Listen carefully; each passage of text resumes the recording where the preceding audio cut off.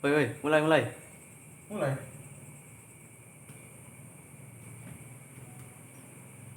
Intro dulu.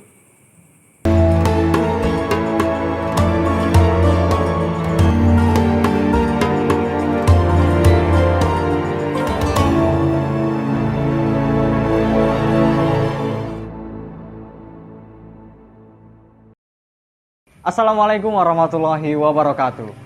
Halo teman-teman semuanya, balik lagi bersama saya Vandiwa. Dan pada video kali ini, saya akan membahas bagaimana perjalanan dakwah dari era zaman dahulu hingga ke era-era digital seperti sekarang. Nah, namun sebelum itu, saya ingin membahas dulu bagaimana perjalanan generasi dari generasi zaman dahulu hingga generasi Z seperti sekarang. Kutip dari jurnal yang berjudul Dakwah Digital dan Generasi Milenial, karya Atik Hidayatul Ummah dari Universitas Islam Negeri Mataram, beliau menjelaskan tentang era-era perkembangan generasi. Jadi, setelah Perang Dunia Kedua, dunia dibagi menjadi 4 generasi. Generasi yang pertama dikenal dengan generasi baby boomer. Kenapa baby boomer? Karena pada generasi ini, tingkat kelahiran bayi sangatlah tinggi.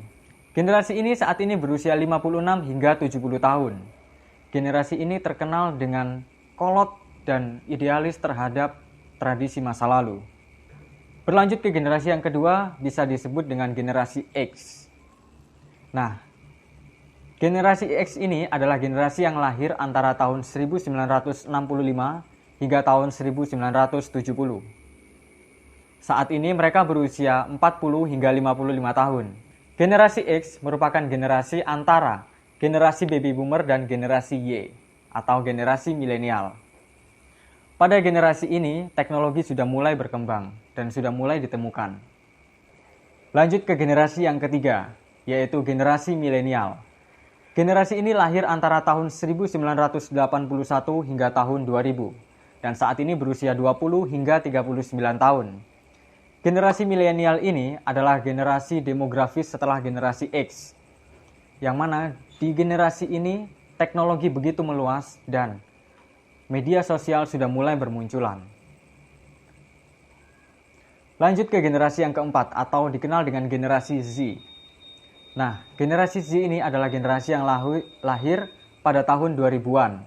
Generasi Z ini merupakan peralihan dari generasi milenial pada saat teknologi berkembang pesat. Hampir semua anak di generasi Z ini paham akan dunia digital. Di zaman yang semakin modern ini, banyak para pendakwah yang mulai mengikuti perkembangan zaman. Dari yang dulu berdakwah bertatap muka dengan jamaah dan harus ceramah di tempat, saat ini bisa dilakukan dengan cara melalui media sosial, bahkan melalui streaming, live Instagram, dan lain sebagainya. Tentu ini diperbolehkan dalam Islam, sebagaimana dakwah harus tetap dilakukan mengikuti perkembangan waktu. Sebagaimana dalam Al-Quran Surat Al-Imran ayat 104 yang berbunyi, Wal takum minkum ummatan yad'una ilal khairi wa ya'muruna bil ma'rufi wa yanhauna 'anil munkar wa ulaika humul muflihun. Yang artinya, dan hendaklah di antara kamu ada segolongan orang yang menyuruh kepada kebajikan dan menyuruh berbuat yang ma'ruf dan mencegah dari yang mungkar. Dan mereka itulah orang-orang yang beruntung. Maka dari itu, dakwah harus tetap dilakukan di era media sosial yang sekarang. Bukan di era media sosial yang sekarang harus menjelek-jelekkan media sosial. Akan tetapi dakwah juga harus masuk ke dalam era media sosial. Sejarah bagaimana para pendakwah bisa masuk ke media sosial ada banyak sekali. Salah satunya adalah yang dilakukan oleh Ustadz Khalid Basalamah, yang mana beliau memulai dakwahnya melalui televisi. Kemudian ada segerombolan fansnya yang merekam dakwah beliau, kemudian menyalurkannya ke dalam media YouTube. Dari situlah kemudian sang dai bertekad ingin mendirikan YouTube sendiri, terutama untuk jalan dakwahnya. Dan semenjak itulah banyak pula lahir para pendakwah dan juga konten kreator yang memulai dakwahnya karena hal itu. Ada juga yang dengan merekam suaranya kemudian menambah dengan video-video lain atau lain sebagainya. Baik teman-teman, mungkin itu saja perjalanan bagaimana dakwah dari era zaman dahulu hingga era generasi Z seperti sekarang ini. Saya Vandiwa, jangan lupa buat ikuti video-video saya selanjutnya. Terima kasih. Wassalamualaikum warahmatullahi wabarakatuh.